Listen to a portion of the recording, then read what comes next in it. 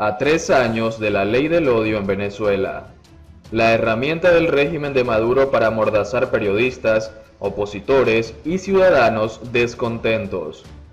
La normativa sancionada en noviembre de 2017 le permite a la dictadura no solo silenciar a las voces que más se hacen escuchar contra la dictadura, sino incluso a ciudadanos que se quejan por los servicios públicos o el manejo del coronavirus.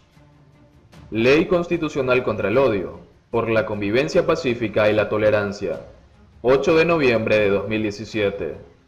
Nicolás Maduro cuenta con una nueva arma. Promulgó la norma en un contexto de singular interpretación de odio, convivencia pacífica y tolerancia. 4 días antes, el diputado Freddy Guevara se vio obligado a pedir refugio en la Embajada de Chile en Caracas por las amenazas que sufría por parte del Palacio de Miraflores. La dictadura venezolana lo había dejado a la intemperie al retirarle su inmunidad parlamentaria al acusarlo de instigar a la población con sus críticas. En agosto de ese mismo año, las Naciones Unidas ya habían dejado en claro de dónde emanaba el verdadero odio en Venezuela. El Estado era responsable de detenciones arbitrarias y torturas, entre otras aberraciones. Pero en ese marco, y pese a los esfuerzos de la dictadura de Maduro por intentar presentarla como una ley para la unificación de la sociedad, lo concreto es que en sus años de vida solo fue una herramienta de persecución política y social. Una mordaza no solo contra aquellas voces que se elevaban para cuestionar los crímenes del gobierno, explicitadas por la Oficina de las Naciones Unidas para los Derechos Humanos, ACNUDH, sino incluso contra los ciudadanos de a pie que se animaban a criticar la gestión de los servicios públicos, la escasez de gasolina o las pobres políticas sanitarias en medio de la pandemia por el COVID-19. La respuesta del régimen a esos reclamos legítimos fue la misma durante estos largos años: la represión, las amenazas, la prisión y la inyección de miedo, siempre amparándose en la ley del odio. El periodista César Batiz, director del Pitazo, explicó a Infobae que la regla se originó a partir de los señalamientos que funcionarios chavistas experimentaban en la calle, restaurantes y aviones por su vida de lujos, situación que el régimen pretendió callar, que en medio de esa vía, ante el creciente descontento popular, Batiz está en contra de todo tipo de escrache. Sin embargo, cree que la normativa nació con otro espíritu.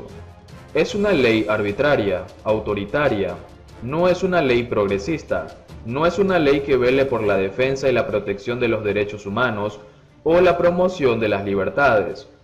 Es una ley totalmente autoritaria que ha sido aplicada de acuerdo al funcionario de turno, que así la consideré. Es una ley que es utilizada como un mecanismo de coacción a la ciudadanía para que se exprese libremente frente a las arbitrariedades y la corrupción. Un informe del Instituto Prensa y Sociedad Venezuela, IPSIB, publicada el 19 de noviembre, Normativa contra el odio, la censura hecha ley, acerca un balance preocupante.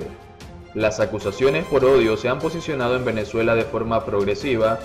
Desde 2018, al menos 6 medios de comunicación y 17 trabajadores de la prensa, para un total de 23 afectados, han sido intimidados, acusados, amenazados y procesados por delitos de odio. En estos 3 años, 9 trabajadores de medios de comunicación fueron detenidos y procesados a través de la normativa contra el odio y el Código Penal venezolano, sin existir razones claras y públicas sobre la imputación de estos delitos. De acuerdo a esta ONG, la ley del odio de Maduro permitió perseguir e intimidar a medios de comunicación, periodistas, religiosos, trabajadores de la salud, empleados públicos y hasta ciudadanos comunes por hacer valer su derecho a la libertad de expresión y opinión, creando de forma progresiva un ambiente de autocensura generalizado. En su artículo 1, la normativa votada por la Asamblea Nacional Constituyente, ANC, ese órgano creado ad hoc por Miraflores para quitarle el poder a la Asamblea Nacional de Venezuela, parece estar cargada de ironía.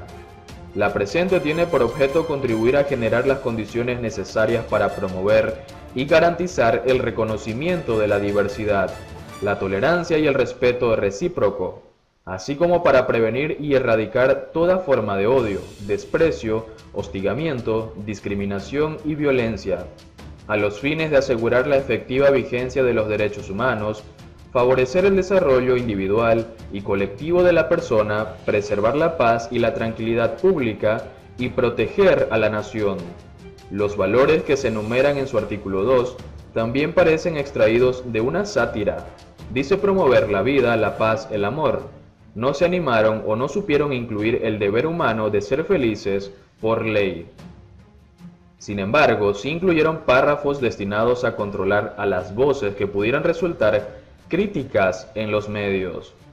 La ley del odio de Maduro, en su artículo 12, obliga a las personas de comunicación a emitir los mensajes redactados por el régimen que considera de paz y tolerancia. Los prestadores de servicio de radio, televisión por suscripción y medios impresos, públicos, privados y comunitarios están obligados a difundir mensajes dirigidos a la promoción de la paz, la tolerancia, la igualdad, el respeto y la diversidad. A tal efecto, el Estado podrá ordenarle a los prestadores de estos servicios la difusión de estos mensajes por un tiempo de 30 minutos semanales. En la difusión de estos mensajes se otorgará prioridad a aquellos producidos por productores nacionales, independientes y organizaciones y movimientos sociales del poder popular. El Palacio de Miraflores también regula lo que se habla en las redes sociales y obligará tanto a quienes emitan el mensaje como a las personas jurídicas que administran las redes sociales y los medios electrónicos a cumplir con la normativa.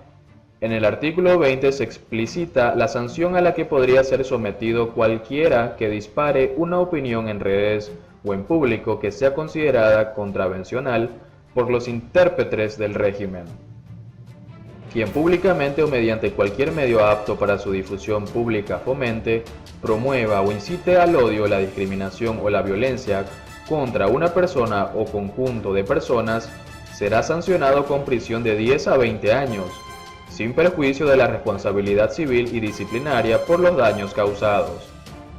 A los medios que según el gobierno incumplan con la ley constitucional contra el odio, por la convivencia pacífica y la tolerancia, la amonestación será principalmente económica. Una multa desde el 3% hasta el 4% de los ingresos brutos causados en el ejercicio fiscal inmediatamente anterior a aquel en el cual se cometió la infracción. Pero también puede revocar concesiones y bloquear sitios web. Infobae es víctima de esa persecución desde mucho antes de que existiera la ley. Sufre censura desde octubre de 2014. Durante estos 3 años, muchos representantes del Estado y simpatizantes oficialistas se han valido de la existencia de sus artículos para intimidar y amenazar a trabajadores de la prensa y medios de comunicación en todo el país. El extinto diario La Región en Sucre, al igual que La Verdad de Monagas, Monagas Visión y Sonora 99,3 FM, son solo algunos de los medios que fueron señalados e intimidados por publicar informaciones que a criterios de sus denunciantes recurrían a incitación o promoción al odio, advierte el informe de IPS-IB. Uno de los casos que más se destacó en los últimos meses es el del periodista Darvinson Rojas, quien fue imputado por el Ministerio Público por instigación al odio e instigación pública.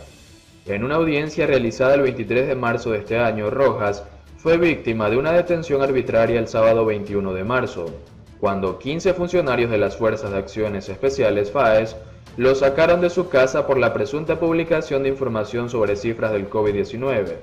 Estuvo 12 días detenido por utilizar su cuenta de Twitter para informar sobre la marcha del coronavirus en Venezuela. El país que conduce Maduro registra solo 863 muertes por la pandemia.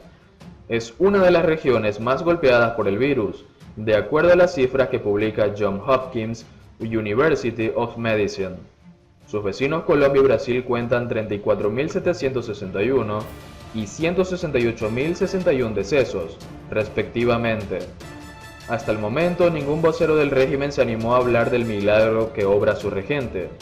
Habrá que esperar y dejar la ansiedad de lado. Eso sí, si algún periodista, opositor o simple ciudadano quisiera cuestionar su gestión del coronavirus, podría ser sometido a los castigos que contempla la ley del odio. Esa que la dictadura pretende exportar a otros gobiernos de América Latina, ansiosos por silenciar a quien alce una voz que moleste.